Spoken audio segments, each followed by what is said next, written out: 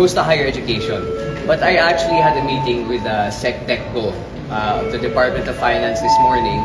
Full support po siya sa bill to abolish the travel tax, and he assured me that kung ano man ang pondo na pumupunta ngayon galing sa travel tax sa higher education, ay hahanap sila ng ibang source.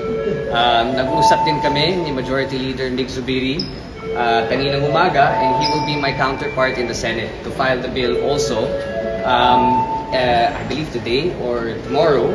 And next week, next Tuesday, him and I will both push for the inclusion of the bill abolishing the travel tax in the LEDAC priorities. So hopefully magiging prioridad na yan ni Pangulo, and we will make sure to pass it as soon as possible, because I mean, honestly, again, it's outdated, it's a hassle for traveling Filipinos.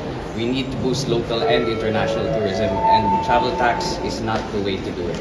So hopefully, makakatulong po to sa ating mga kababayan, and of course, to all our visiting